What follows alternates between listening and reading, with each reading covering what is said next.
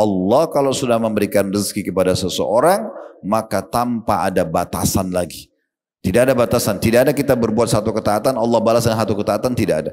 Allah akan balas minimal 10 kali lipat, bahkan kelipatan-kelipatan yang banyak. Al-Quran yang sangat masyhur ayatnya, man ja'a bil hasanati falahu asyru amsalihha. Siapa yang berbuat satu kebaikan akan diberikan balasan 10 kali lipat. Dalam sebuah hadis, siapa yang melakukan perbuatan amal saleh maka akan dilipat gandakan 10 kali lipat, bahkan sampai 700 kali lipat. Tergantung bagaimana keikhlasan kita dan tergantung bagaimana kita memarketingkan produk tersebut atau ibadah itu plus kita mengemasnya. Dalam sebuah riwayat yang sahih disebutkan bagaimana baginda Nabi SAW kalau melihat mendung saja, mendung, maka Nabi SAW gelisah, bolak-balik, mondar-mandir, sampai Aisyah mengatakan, ya Rasulullah, kenapa? Bukankah itu mendung menurunkan rahmat nanti, hujan? Kata Nabi SAW, wahai Aisyah, siapa yang bisa menjamin untukku kalau yang di awan itu rahmat, mungkin siksaan. Sampai Nabi SAW lihat betul-betul air hujan turun, rahmat, baru beliau tenang.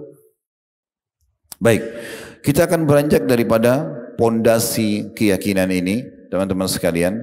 Dan kita akan bedah insya Allah sekitar beberapa waktu ke depan tentang dua hal ini. Bagaimana janji Allah Subhanahu wa ta'ala terhadap orang-orang yang beriman dan berbakti, dan bagaimana ancaman Allah terhadap orang-orang yang membangkang. Dan kita akan pertemukan dengan realita dalam kehidupan kita dalam keseharian. Coba teman-teman sekalian kita perhatikan bagaimana Allah Subhanahu wa ta'ala menyebutkan tentang orang-orang beriman. Bisa dibuka dalam surah Al-A'raf, surah nomor 7 ayat 96.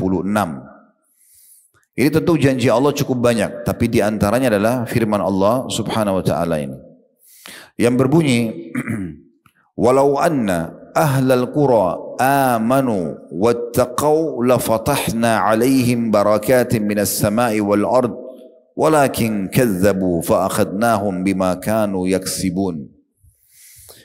Terjemahannya, jikalau sekiranya penduduk negeri-negeri itu beriman dan bertakwa, yakin tentang Tuhan Allah walaupun tidak nampak dengan mata mereka, tapi semua realita ini membuktikan memang ada yang menciptakan.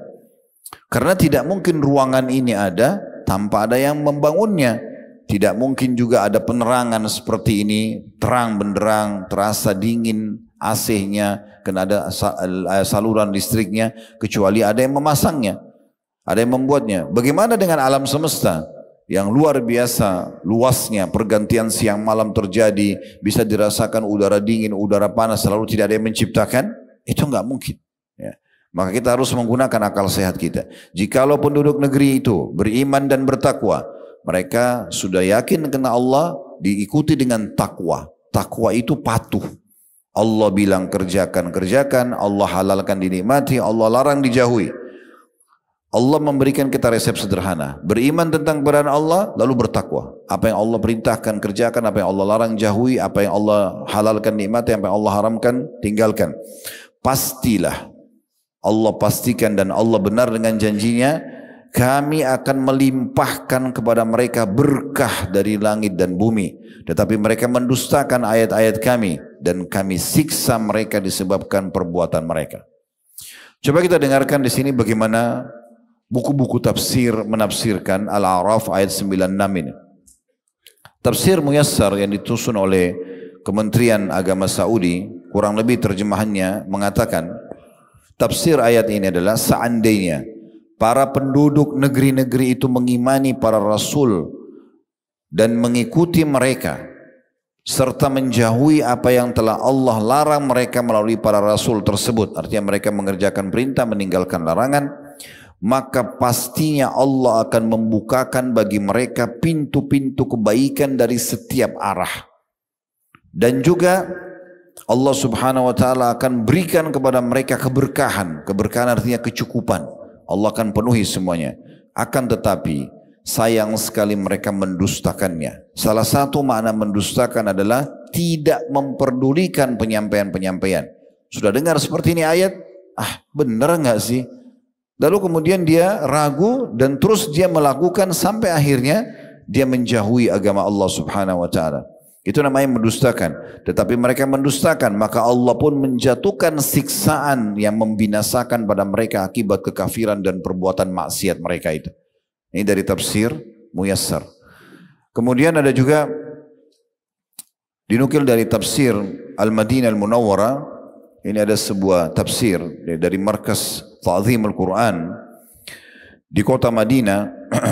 Terjemahannya atau tafsirnya adalah, seandainya para penduduk negeri yang telah dibinasakan itu beriman kepada risalah dan yang dibawa oleh para rasul Allah, dan dibawa oleh para rasul, dan menjauhi apa yang diharamkan Allah kepada mereka, niscaya kami akan melapangkan rezeki mereka.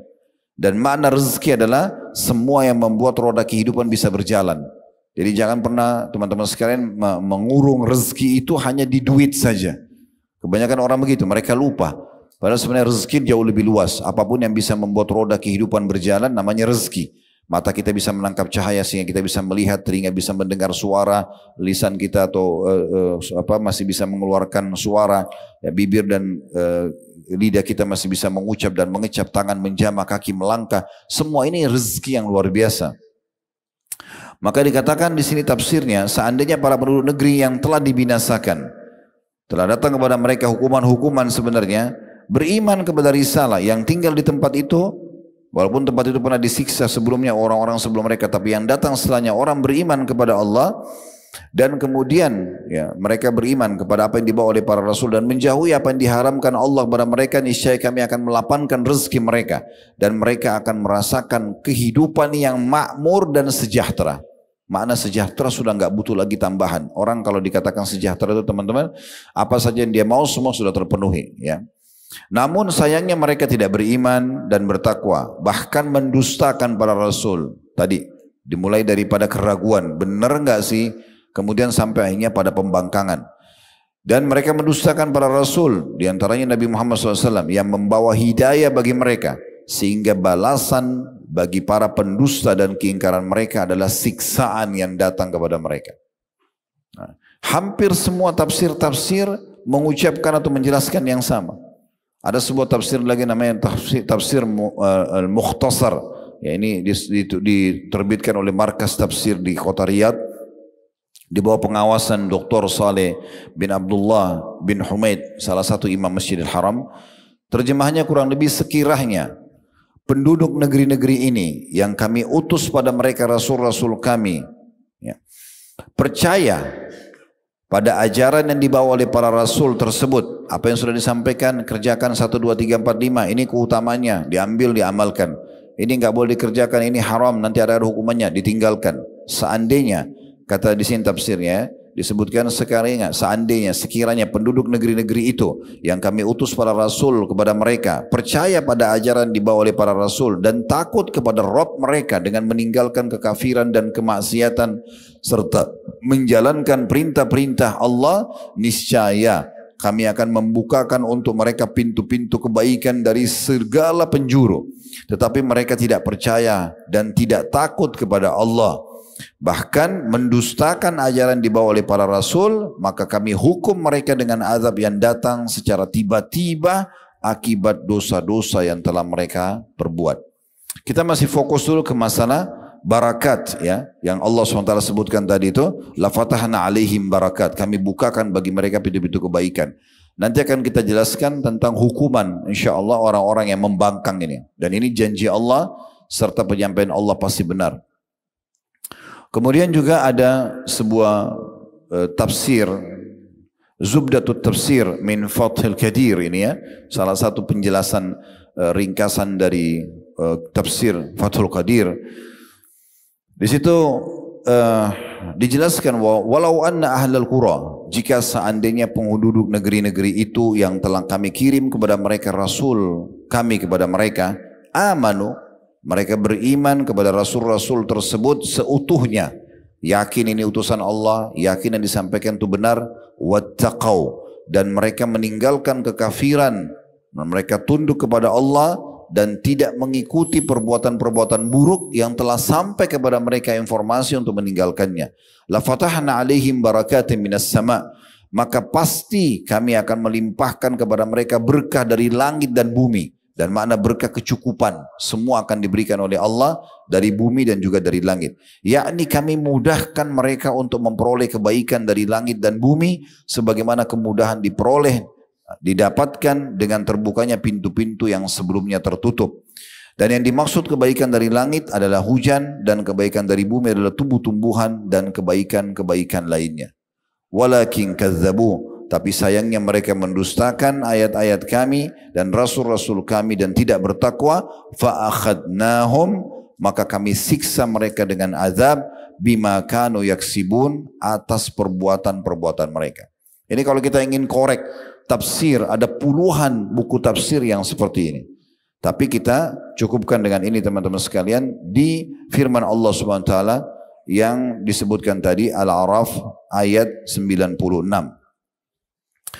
Kemudian teman-teman sekalian, ya, selanjutnya juga ada firman Allah Subhanahu wa taala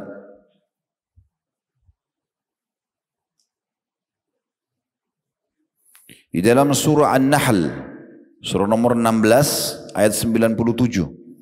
Kalau tadi Al-A'raf surah nomor 7 ayat 96, ini surah nomor 16 An-Nahl ayat 97. Ini janji selanjutnya atau ayat yang berbunyi tentang janji bagi orang-orang yang beriman. Tentu janji Allah banyak ya. Kita hanya ambil sampel saja dua ayat ini. An-Nahl 97. Man 'amila salihan min dzakarin aw untha wa huwa mu'minun falanuhyiyannahu hayatan thayyibah wa lanajziyannahum ajrahum bi ahsani ma kanu ya'malun.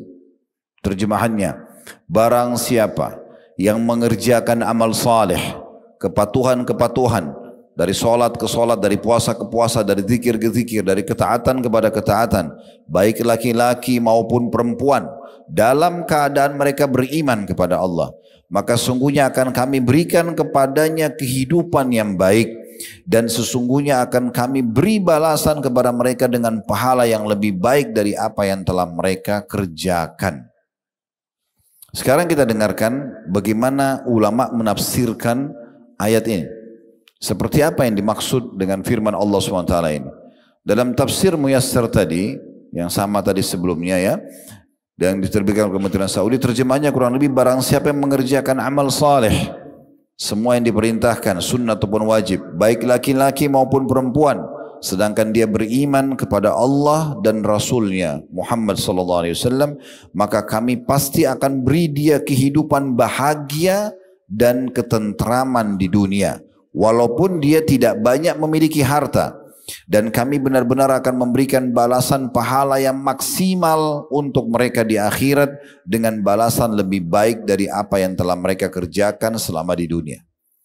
Jadi maksudnya di sini akan diberikan, dijamin di dunia akan dipenuhi keberkahan dalam hidupnya dan diberikan hayatan thayyibah, kehidupan yang semuanya serba nyaman, serba tentram. Dan di akhirat akan dibalas dengan sedikit sholat, sedikit puasa dengan pahala yang berlipat ganda lebih besar daripada apa yang telah mereka kerjakan. Dan nasi dari tafsir Al-Madinah Munawwarah, ini dari Markas Ta'zim Al-Quran di kota Madinah, An-Nahl 97 tafsirnya adalah setiap laki-laki dan perempuan yang mengerjakan amal soleh di dunia, sedangkan dia mengimani keesaan Allah dan risalah Rasulullah Muhammad sallallahu alaihi wasallam, maka kami pasti akan memberikan kehidupan yang penuh dengan kebahagiaan di dunia, dan kami akan membalas mereka di akhirat dengan balasan yang lebih mulia lagi atas kebaikan amal perbuatan yang telah mereka kerjakan. Jaminan demi jaminan dari Allah Subhanahu wa taala dan kekal dalam kitabnya sebagai janji yang benar pasti terjadi. Tafsir Mukhtasar Markas Tafsir Riyadh tadi mirip dengan itu, juga menyebutkan tafsir ini, barang siapa yang beramal soleh sesuai dengan syariat, laki-laki dan perempuan, dia beriman kepada Allah, niscaya kami akan menghidupkannya di dunia dengan kehidupan yang baik dan membuatnya ridho terhadap ketetapan Allah, memiliki sifat qanaah atau merasa cukup dengan bimbingan menuju kepada ketaatan, Selalu dia semangat untuk melakukan ketaatan-ketaatan. Kami pasti akan membalas mereka di akhirat nanti juga dengan pahala yang lebih baik daripada ketaatan yang telah mereka kerjakan di dunia. Yang terakhir dari tafsir Zubdatut Tafsir min Fathil Qadir, yaitu dikatakan wahwa mu'minun, sedangkan dia adalah dalam kondisi beriman, sebab amalan orang kafir tidak akan diterima. Dan kemudian makna daripada falanuhyiyannahu hayatan thayyibah, kami sungguhnya akan beri kepadanya kehidupan yang baik dengan rezeki yang halal dan kemudahan untuk mendapatkan manisnya ketaatan. Pendapat lain mengatakan yang dimaksud dalam kehidupan di sini adalah kehidupan di surga nanti. Jadi kalau kita lihat, kita simpulkan tafsirnya ini, dia akan diberikan dipenuhi kebutuhannya dari makanan, minuman, pakaian, kebahagiaan segala macam. Plus Allah berikan kepada dia bonus manisnya ketaatan. Mau duduk begini, mau sholat malam, semangat untuk selalu sedekah, baca Quran, itu kenikmatan tersendiri. Allah akan berikan, itu makna daripada falanuhyiyannahu hayatan thayyibah. Ada juga kecondongan yang sangat besar untuk selalu melakukan ketaatan-ketaatan. Maka dikatakan walanajziyannahum ajrahum bi ahsani ma kanu ya'malun, lanjutan daripada tafsirnya, dan sungguhnya kami akan berikan balasan kepada mereka pahala lebih baik daripada apa yang mereka kerjakan. Dan maksudnya adalah nanti di akhirat, walaupun mereka hanya beribadah sebentar, justru Allah akan balas dengan berlipat-lipat ganda sejalan dengan firman Allah Subhanahu wa taala, innallaha yarzuqu may yasha'u bighairi hisab. Allah kalau sudah memberikan rezeki kepada seseorang, maka tanpa ada batasan lagi. Tidak ada batasan, tidak ada kita berbuat satu ketaatan, Allah balas dengan satu ketaatan, tidak ada. Allah akan balas minimal 10 kali lipat, bahkan kelipatan-kelipatan yang banyak. Al-Quran yang sangat masyhur ayatnya, man ja'a bil hasanati falahu asyru amsalihha. Siapa yang berbuat satu kebaikan akan diberikan balasan 10 kali lipat. Dalam sebuah hadis, siapa yang melakukan perbuatan amal saleh maka akan dilipat gandakan 10 kali lipat, bahkan sampai 700 kali lipat. Tergantung bagaimana keikhlasan kita dan tergantung bagaimana kita memarketingkan produk tersebut atau ibadah itu plus kita mengemasnya. Maksudnya memarketingkan teman-teman sekalian, daripada kita sholat sendiri, daripada kita hadir di majelis ilmu sendiri, daripada kita sedekah sendiri, ajak orang lain. Maka kita akan panen pahala siapapun yang kita ajak. Kita marketingkan ibadah-ibadah tersebut, tanda kutip di sini marketingkan, jangan disalahfahami. Artinya kita tidak beribadah sendirian. Plus lagi kita kemas. Orang-orang yang mengemas ibadah itu punya nilai ibadah sendiri. Kalau pernah dengar riwayat yang sahih, Nabi SAW bersabda kepada para ummahatil mu'minin, para istri-istri beliau ridwanullahi alaihinna, kata Nabi SAW, nanti orang yang pertama menyusul aku dari kalian, yang paling pertama meninggal nanti dari kalian para istriku adalah yang paling panjang tangannya. Apa kata Ummu Aisyah radhiyallahu anha? Setelah Nabi SAW meninggal, kami terus saling mengukur tangan kami kalau kami ketemu. Siapa kira-kira tangannya yang lebih panjang? Itu yang difahami oleh para ummahatil mukminin. Kata Aisyah, terus saja kami fahami seperti itu sampai Zainab binti Jahash meninggal. Radhiyallahu anha. Dia adalah istri Nabi yang pertama menyusul setelah Nabi SAW meninggal. Ternyata Zainab binti Jahash ini adalah wanita yang paling suka bersedekah tapi dari hasil buatan sendiri.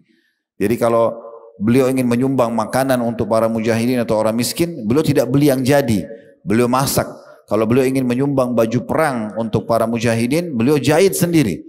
Itulah kelebihannya Zainab radhiyallahu anha. Walaupun ummahatul mukminin sedekah juga. Tetapi di sini teman-teman sekalian, bagaimana ya Nabi alaihi salatu wassalam menggambarkan kalau orang itu makin berijtihad, makin berupaya, makin penuh dengan keyakinan, maka makin dekat. Dan ini namanya kemasan. Beliau mengemas sedekahnya ya dengan memberikan dari hasil tangannya sendiri, ini memiliki ekstra pahala. Beda pahalanya antara orang yang bangun sholat malam, dia terbangun, kemudian dia sholat saja. Mungkin teman-teman di sini dengan trainingnya, kalau dia tidur atau baju tidurnya atau akhwat misalnya bangun, kemudian dia pakai mukenahnya yang dia sudah sepekan misalnya, maaf belum dicuci, dia sholat saja. Kemudian apa yang termudahkan dari surah-surah Al-Quran itu dia baca saja sama dia. Biasa aja dia sholat malam. Diterima. Tergantung kadar keikhlasannya. Tetapi akan beda pahalanya dengan orang yang sebelum tidur malam hari, dia sudah niatkan sholat malam. Kemudian dia sudah siapkan baju terbaiknya, parfum terbaiknya, sejadah yang paling bersih, mukennah yang paling bersih. Dia pilih surah-surah yang ingin dia baca, ini kemasan. Maka ini akan menambahkan ekstra pahala buat dia. Itu teman-teman sekalian dari sisi janji Allah terhadap orang-orang yang beriman. Dan terlalu banyak ayat-ayat Al-Quran yang berbicara seperti ini, cukuplah ini mewakili. Sekarang kita masuk kepada ancaman orang-orang yang membangkang. Jangan pernah ragu teman-teman sekalian, kalau antum melihat seseorang melakukan maksiat, lalu antum mengatakan, kayaknya orang ini dihukum gak sih? Pasti dihukum. Tidak ada istilah orang yang selamat dari hukuman itu. Ya. Baik itu hukumannya ringan ataupun berat. Kemarin di kota Palembang sempat kami jelaskan di awal pertemuan kajian kita waktu itu tentang masalah judulnya sebelum terlambat. Salah satu yang kita singgung adalah firman Allah SWT kepada Musa alaihissalam, wa fatannaka futuna, dan kami mengujimu hai Musa dengan ujian-ujian yang berat. Tahu kata ulama tafsir, kenapa Allah mengatakan wa fatannaka futuna? Kenapa Allah mengatakan, hai Musa, kami uji kamu dengan ujian-ujian yang banyak? Ulama sebagian mengatakan ini ya singgungan Allah karena Nabi Musa alaihissalam pada saat mau memisahkan antara satu orang Kipti, orang asli Mesir, pengikut Fir'aun, dengan satu dari Bani Israel yang lagi berantem di pasar. Dan Nabi Musa alaihissalam waktu memisahkan mereka, rupanya orang dari Kipti ini lisannya tajam, menyakiti Nabi Musa alaihissalam dan coba seakan-akan mau melawan. Oleh Nabi Musa Allah mengatakan fawaqazahu Musa faqadha alaih. Nabi Musa alaihissalam kemudian menonjoknya, mati orang itu. Ya. Waktu dipukul sama Nabi Musa mati. Nabi Musa tidak niat membunuhnya, hanya ingin menyelamatkan diri dari serangan orang tersebut. Tapi apa kata Allah SWT? Dengan perbuatan yang tidak disengaja oleh Musa alaihissalam, wa fatannaka futuna, dan kami uji kau wahai Musa dengan banyak ujian setelah perbuatanmu itu. Dari mana orang mau merasa aman dari makar atau dari hukuman Allah Subhanahu wa taala? Terus saja dalam pelanggaran dan pelanggaran tidak mau taubat. Ini kebodohan. Pasti akan datang kepadanya cepat atau lambat hukuman tersebut. Kita lihat firman Allah Subhanahu wa taala yang sangat jelas tentang masalah ini.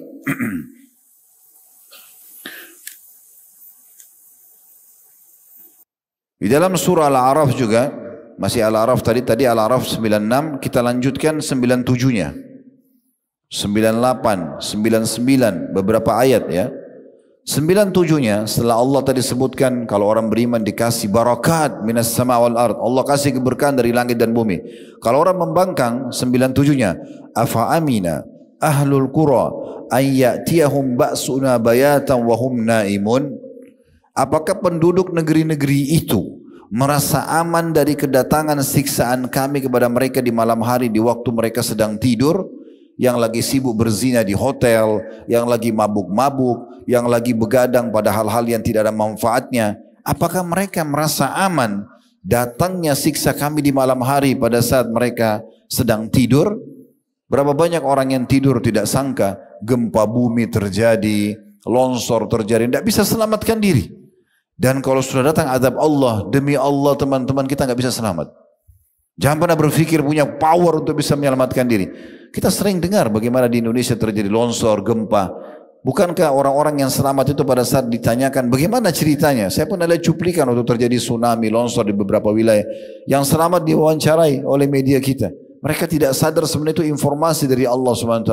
Bagaimana ceritanya? Oh, saya lagi jalan, terjadi gempa, teman saya meninggal, keluarga saya meninggal, lalu saya sempat loncat, saya menyelamatkan. Dia cuma menceritakan diri dia. Tapi bagaimana kejadian itu membuat orang banyak tidak sadar. Dan akhirnya celaka. Banjir yang datang, tidur. Sebelumnya tidak hujan. Begitu hujan dalam kondisi itu tiba-tiba sudah meluap air tersebut dan dia tenggelam. Dan sekian banyak contoh-contoh berhubungan dengan ini. Allah mengatakan dari 1400 tahun yang lalu dan akan terus benar firman Allah SWT sampai hari kiamat teman-teman sekalian.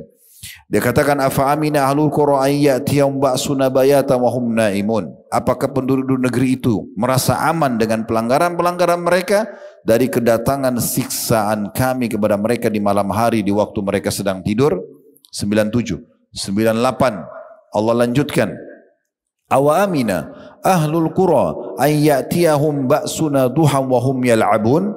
Apakah penduduk negeri-negeri yang melanggar itu buat maksiat kepada maksiat yang lainnya, kekufuran kepada kekufuran yang lainnya, pelanggaran-pelanggaran yang lainnya, merasa aman dari kedatangan siksaan kami kepada mereka di waktu pagi sedangkan mereka sedang bermain-main? Ya. Kemudian ayat selanjutnya 99-nya, afa aminu makrallah fala ya'manu makrallahi illal qaumul khasirun. Apakah mereka terus saja merasa aman dari siksa-siksa Allah yang tidak terduga-duga, ya, dan mereka merasa aman dari siksaan, dan tidak ada yang merasa aman dari siksaan Allah kecuali kaum yang merugi. Di ayat 100-nya, awalam yahdi lilladina yarithuna al-arda min ba'di ahliha allau nashau asabnahum bidhunubihim wa natba'u ala qulubihim fahum la yasma'un. Dan apakah belum jelas, saya ulangi lagi, Allah berfirman, dan apakah belum jelas bagi orang-orang yang mempusakai sebuah negeri sesudah lenyap penduduknya, kayak di negeri-negeri yang pernah Allah siksa, di mana saja? Di Indonesia pun termasuk, ada beberapa wilayah yang pernah longsor, banjir, gempa, tsunami. Dan mungkin negeri-negeri yang lain seperti Jordania yang ada Laut Mati, ada kaum Lut, kemudian ada Madain Saleh yang 4 jam dari kota Madinah yang dikenal dengan wilayah tempatnya Nabi Saleh, kaum Samud, ya. Dan beberapa wilayah-wilayah tempatnya kaum Ad, Fir'aun yang muminya masih sekarang ada, bisa ditonton, bisa dilihat di museum di Kairo. Maka orang-orang yang tinggali negeri-negeri yang tadinya sudah pernah terjadi gempa, tsunami, penyiksaan di situ, kata Allah SWT di ayat 100-nya, apakah belum jelas bagi orang-orang yang mempusakai suatu negeri sesudah lenyap penduduknya, bahwa kalau kami menghendaki kami azab mereka karena dosa-dosa mereka, dan kami kunci mati hati mereka sehingga mereka tidak dapat mendengar dan mengambil pelajaran lagi.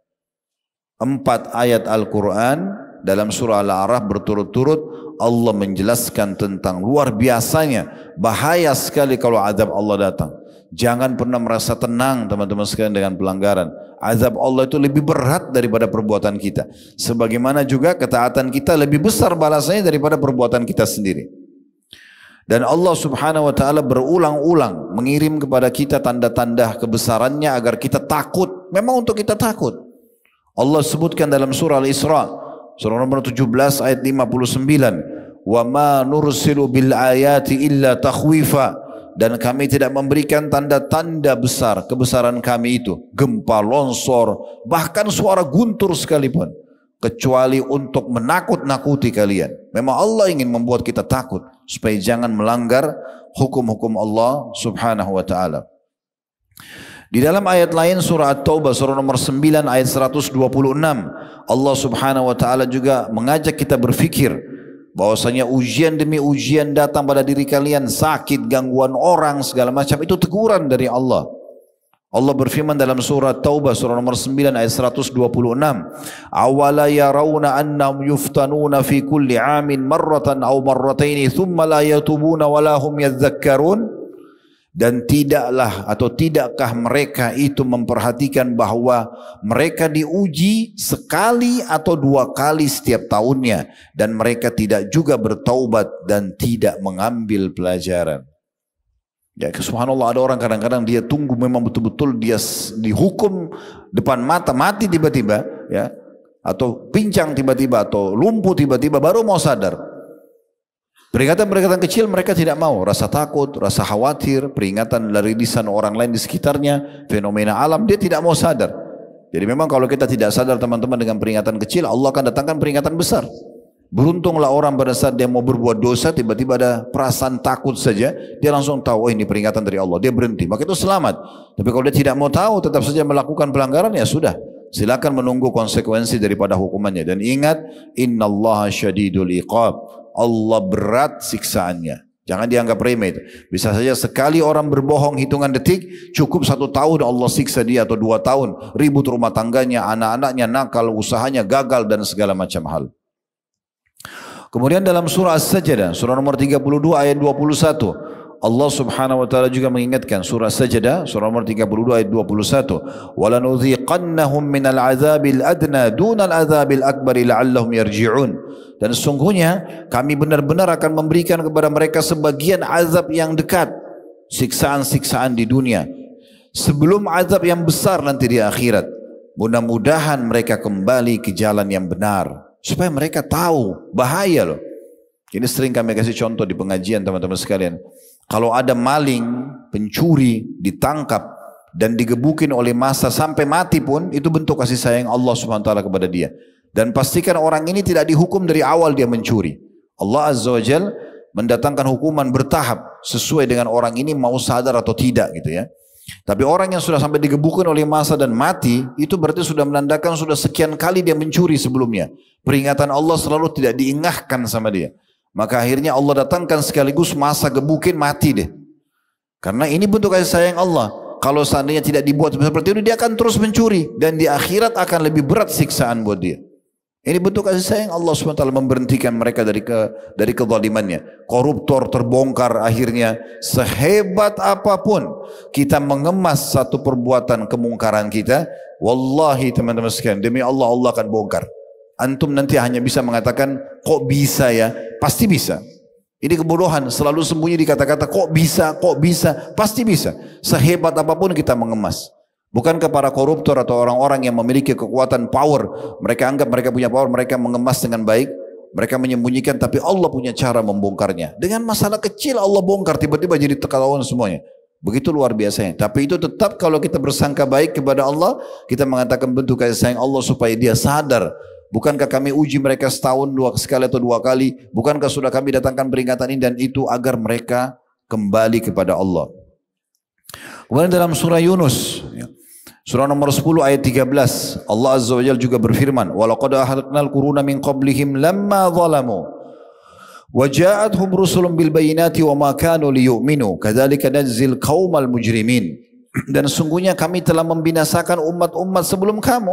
Apa bedanya kita dengan Fir'aun, dengan kaum 'Ad, kaumnya Nabi Hud, kaum Thamud, kaumnya Nabi Saleh? Apa bedanya kita dengan Namrud, kaumnya Nabi Ibrahim? Kalau kita membangkang akan sama. Sunnatullah, peraturan Allah tidak akan berubah. Walan tajida di sunnatillahi tabdila. Kalian tidak akan temukan perubahan dalam peraturan-peraturan Allah. Sama hukumannya. Orang yang beriman beramal soleh kan sama. Lihat kehidupan Nabi SAW. Beliau, Abu Bakar, Umar, Uthman, Ali, Talha, Zubair dan semua sahabat-sahabat Nabi yang saleh. Apa yang terjadi? Allah menangkan dalam peperangan jihad mereka, Allah makmurkan hidup mereka, Allah bahagiakan rumah tangga mereka. Di dunia mereka namanya mulia dan selalu dikenang oleh orang-orang yang patuh kepada Allah. Di akhirat derajat mereka tinggi.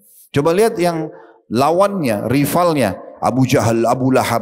Mereka punya kekayaan di dunia, di Mekah, habis itu habis. Dan dikenang keburukannya saja. Di dunia sudah terhina, di akhirat juga akan lebih parah daripada itu. Tidak akan pernah berubah sistem itu selamanya. Saya ulangi lagi terjemahnya, kata Allah SWT, sesungguhnya kami telah membinasakan umat-umat sebelum kamu ketika mereka berbuat kezaliman. Padahal rasul-rasul mereka telah datang kepada mereka dengan membawa keterangan-keterangan yang nyata. Tetapi sekali-kali mereka tidak hendak beriman. Demikianlah kami memberikan balasan kepada orang-orang yang berbuat dosa. Dalam sebuah riwayat yang sahih disebutkan bagaimana baginda Nabi SAW kalau melihat mendung saja, mendung, maka Nabi SAW gelisah, bolak-balik, mondar-mandir. Sampai Aisyah mengatakan, ya Rasulullah, kenapa? Bukankah itu mendung menurunkan rahmat nanti, hujan? Kata Nabi SAW, wahai Aisyah, siapa yang bisa menjamin untukku kalau yang di awan itu rahmat, mungkin siksaan. Sampai Nabi SAW lihat betul-betul air hujan turun, rahmat, baru beliau tenang. Itu Nabi Muhammad SAW gelisah. Tapi banyak orang di antara kita subhanallah tidak pernah berpikir seperti ini. Kepekaan dalam melihat ini jangan sampai hukuman dari Allah. Bukan sangka buruk dengan Allah. Tapi terlalu banyak umat yang Allah binasakan dengan bendung yang datang kepada mereka. Belum lagi kalau menumpuk nikmat Allah pada seorang hamba yang melakukan maksiat dan dipastikan makin banyak, ini berarti istidraj, tahapan hukuman dari Allah Subhanahu wa taala. Ingat umat-umat sebelum kita yang Allah binasakan tadi, kaum 'Ad, kaumnya Nabi Hud, kaum Thamud, kaumnya Nabi Saleh, ya kaum-kaum yang lain. itu sebelum Allah binasakan mereka, di hari-hari terakhir kalau anda baca tentang penghancuran mereka itu, Allah buat badan mereka makin sehat, hati mereka makin bahagia, pikiran mereka makin plong, peternakan mereka makin melimpah, perkebunan mereka hasilnya makin banyak. Dan pada saat mereka lagi tambah lalai, Allah membinasakan mereka sekonyong-konyong di saat itu. Jadi justru hati-hati, kalau kita maksiat ternyata masih tentram saja, masih bahagia saja, ini bahaya sekali. Justru Allah ingin supaya dia makin berat hukuman yang datang kepadanya. Dan beruntunglah orang teman-teman kalau baru mau buat dosa saja sudah ketakutan luar biasa. Itu luar biasa, kan? Bagaimana level ini akan dicapai kalau orang terus beriman dan bertakwa kepada Allah SWT. Levelnya adalah kalau dia mau buat dosa dia takut. Bahkan sampai pada tingkat level kalau mau ibadah pun masih takut kepada Allah. Diikuti rasa takut. Disebutkan dalam sebuah athar Hasan radhiyallahu anhu, cucu Nabi SAW. Beliau kalau mau masuk masjid sholat wajahnya memerah. Seperti orang ketakutan akan ketemu dengan siapa. Lalu orang-orang di sekitarnya tanya, mengatakan, ada apa dengan anda? Kenapa anda seperti ketakutan? Ada orang yang menakut-nakuti anda? Orang-orang sekitarnya mau bantu dia. Dia cuma menjawab mengatakan, apakah kalian tidak tahu saya akan bertemu dengan zat siapa? Sampai pada level ibadah pun mereka ikuti dengan rasa takutnya kepada Allah subhanahu wa ta'ala. Ibnu Qayyim rahimahullah menukil sebuah kisah dalam kitab Ad-Da' wad-Dawa beliau di halaman 46, kurang lebih terjemahannya. Pernah ada dua orang datang menemui Ummul Mukminin Aisyah radhiyallahu anha seraya bertanya, wahai Ummul Mukminin, beritahukan kepada kami apa yang anda ketahui dari Nabi SAW tentang gempa. Sering terjadi gempa, ya. Apa sebenarnya rahasianya gempa ini? Kalau informasi wahyu seperti apa sih? Apa kata Aisyah radhiyallahu anha? Ini perkataan beliau, bisa dibaca dalam kitab Ad-Da' wad-Dawa, bukan pernyataan saya. Ya, milik Ibnu Qayyim di halaman 46.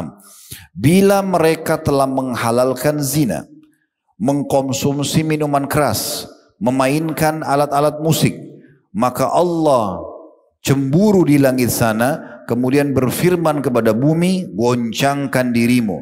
Kemudian jika mereka bertaubat dan meninggalkan pelanggaran mereka, maka akan kembali aman. Jika tidak, maka Allah akan menghancurkan bumi mereka, ya, bumi mereka hidup dan mereka pun ikut binasa. Ini informasi akurat dari istri Nabi SAW, ibu semua orang-orang beriman atau Ummul Mukminin radhiyallahu anha Aisyah, tentang masalah gempa. Jadi kalau sudah mulai orang menghalalkan zina, minuman keras, sibuk dengan semua kemaksiatan dan berfoya-foya menganggap itu bukan pelanggaran, maka Allah suruh bumi goncangkan dirinya. Ini juga sejalan dengan kisah Nabi Yunus, kaum Nabi Yunus, ya. Sedikit saya berbagi tentang ini. Nabi Yunus, nabi-nabi sebelum Nabi Muhammad SAW, teman-teman, diutus untuk kaumnya saja. Dan kadang-kadang dia juga nabi ini bukan dari kaum itu, dari luar. Ya. Makanya Nabi Muhammad SAW mengatakan semua nabi-nabi ini sebelumku diutus untuk kaumnya dan aku diutus untuk seluruh alam semesta. Dan Nabi Yunus SAW diutus dari luar Nainawa, sebuah kota di Irak namanya Nainawa. Itu dulu satu negeri penghuninya 100.000 orang sekian. Disebutkan dalam Al-Quran, mi'ati alfin aw yazidun, sekitar 100.000 atau lebih daripada itu. Dan kemudian Nabi Yunus datang berdakwah di sana. Subhanallah, Nabi Yunus alaihissalam datang ke sana mendakwai mereka, enggak boleh buat kesyirikan, enggak boleh kufur kepada Allah, diperkenalkanlah syariat Allah, tapi mereka membangkang. Dan akad antara Allah Azza wa Jalla dengan para nabi-nabi dan rasul, para nabi-nabi dan rasul tidak boleh meninggalkan lokasi dakwah mereka sebelum datang perintah Allah, walaupun mereka harus dibunuh. Makanya Bani Israel cukup banyak memburu nabi-nabi, di antaranya Nabi Yahya alaihi wassalatu wassalam. Tapi jelas pada saat itu Nabi Yunus berdoa sama Allah, ya Allah tolong gantikan saya kaum yang lain. Kaum ini nggak mau dengar. Sambil berdoa sambil nunggu, Nabi Yunus nggak sabaran alaihi salatu wassalam. Kemudian beliau pun ambil inisiatif, udahlah sambil tunggu jawaban Allah tinggalkan saja Nainawa. Lalu dia ancam duduk Nainawa sambil mengatakan, kalau kalian tidak beriman kepada Allah pasti ancaman Allah benar datang. Allah akan binasakan kalian nanti ini. Tapi mereka tidak mau dengar. Nabi Yunus pergi. Karena Nabi Yunus melanggar akad, dia tidak boleh tinggalkan lokasi dakwah kecuali ada perintah, dan kaumnya juga tidak mau beriman, dua-duanya Allah hukum. Nabi Yunus AS naik ke sebuah kapal, dalam kisah masyhur Allah hantamkan dengan ombak yang keras, lalu diundilah nama karena beban kapal harus dikurangi, maka setiap diundi nama-nama, nama Nabi Yunus yang keluar. Akhirnya beliau menyadari, mengatakan mungkin Allah memang menegur saya, lalu beliau pada saat mau loncat dari kapal ke lautan ditelan oleh ikan paus yang sangat Kisah yang sangat masyhur. Lalu terus saja dia merasa bersalah kepada Allah SWT dengan mengucapkan la ilaha illa anta subhanaka inni kuntu minadh dhalimin. Tidak ada Tuhan yang berhak disembah kecuali Engkau ya Allah, aku termasuk orang-orang zalim. Kemudian Allah muntahkan dia kembali dari mulut ikan tersebut dan Allah mengatakan laulah, ya kalau seandainya bukan dia, minal musabbihin, termasuk orang yang banyak bertasbih, lalabitha fi badni ila yaumi yub'atsun, maka dia akan di perutnya ikan paus itu sampai hari kebangkitan nanti. Dimuntahkan oleh ikan paus dalam kondisi dia lemah, pakaiannya coba cabit semuanya. Allah pertemukan dia dengan sebuah pohon, dijadikan sebagai pakaian dia. Allah pertemukan dengan sapi yang ada susunya diminum, ada pohon labu bisa dimakan. Intinya Nabi Yunus diselamatkan oleh Allah karena dia bertaubat. Tapi yang kita ingin titik beratkan kaumnya. Kaum Nabi Yunus negeri Ninawa, waktu Nabi Yunus tinggalkan, Nabi Yunus sudah dihukum sama Allah nih dan bertobat. Kaumnya juga begitu. Dan Allah memastikan dalam Al-Quran tidak ada satupun kaum yang telah dibinasakan sebelum kita, sebelum umat Muhammad SAW yang selamat kecuali kaumnya Nabi Yunus. Semuanya dihukum oleh Allah kecuali kaum Nabi Yunus. Bagaimana ceritanya kaumnya Nabi Yunus bisa selamat sementara siksa Allah sudah ada depan mata mereka? Ini diceritakan dalam Al-Quran dan Allah kekalkan surah Yunus dalam Al-Quran, disebutkan nama Nabi yang mulia ini. Yang jelas waktu Nabi Yunus pergi, mulailah langit gelap di saat itu di negeri Ninawa, hujan turun dari langit, bumi juga mengeluarkan air hujan. Manusia semua sudah mulai ketakutan, mulai kok kacar-kacir mereka mau menyelamatkan diri keluar dari negeri Ninawa. Raja mereka di saat itu tiba-tiba berpikir menggunakan akal sehatnya. Dia mengatakan, percuma, kalian tidak usah lari kemana-mana. Ya, ini sepertinya apa yang disebutkan oleh Nabi Allah Yunus yang lalu. Yang paling baik sekarang, tidak usah kita lari. Segera kita sujud dan mengakui beriman kepada Allah Tuhannya Yunus. Semoga saja dengan itu kita selamat dari hukuman ini. Maka satu negeri itu semuanya sujud kepada Allah menyatakan beriman. Yang terjadi apa? Langit yang gelap itu berubah. Kemudian air yang ada di bumi tenggelam, teresap kembali ke bumi, lalu mereka selamat. Akhirnya mereka beriman kepada Allah Subhanahu wa ta'ala. Nah ini keadaan yang diceritakan oleh Allah Subhanahu wa ta'ala bila sampai pada puncak pun, ini termasuk rahmat Allah Subhanahu wa ta'ala, azab Allah sudah depan mata, asal orang itu masih mau segera kembali, maka dia akan bisa selamat.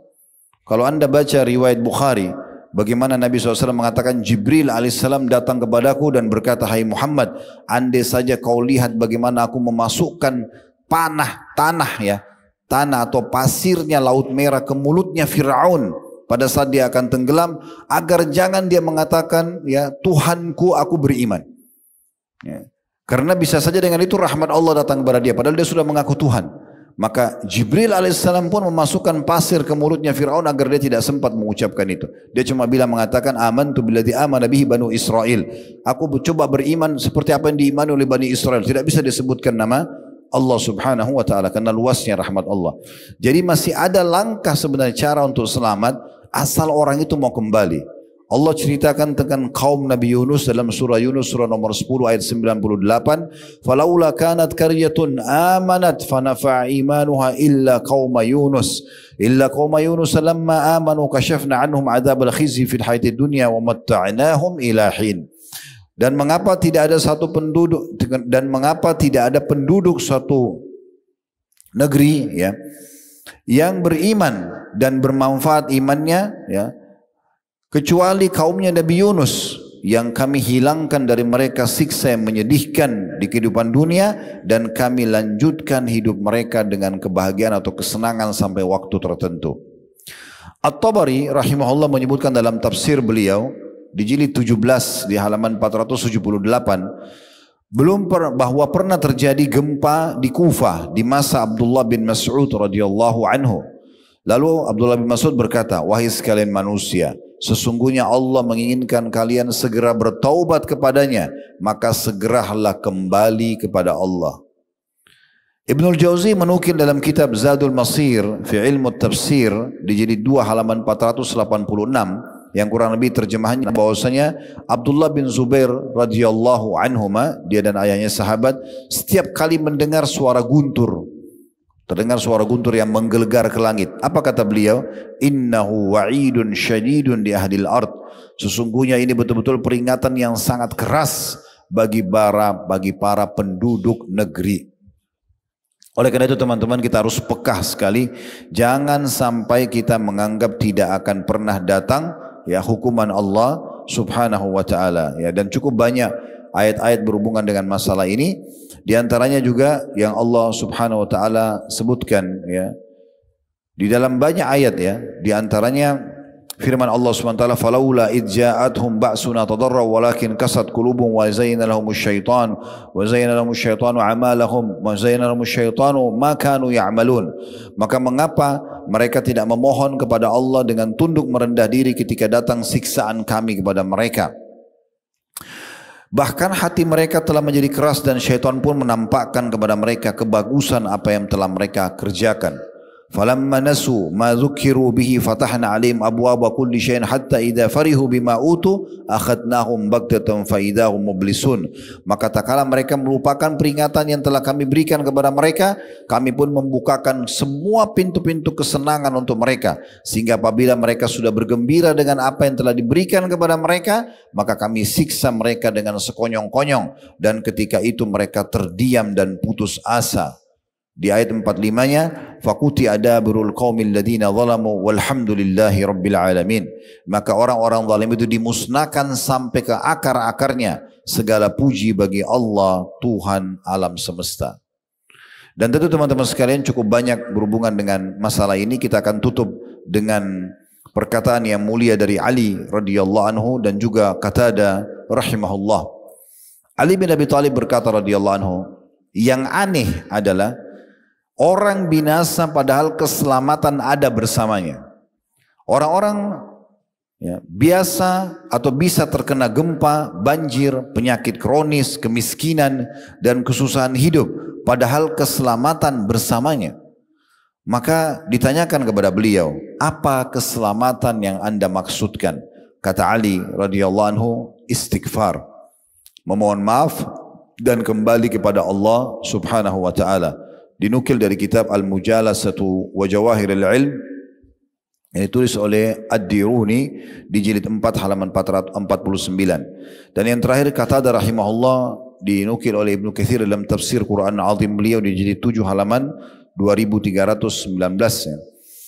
Sungguh Al-Quran telah menunjukkan kepada kalian penyakit dan sumber semua permasalahan kalian, dan juga mengajarkan kepada kalian solusi dan jalan keluarnya. Penyakit kalian adalah dosa-dosa dan pelanggaran, serta obatnya adalah istighfar dan kembali kepada Allah subhanahu wa ta'ala.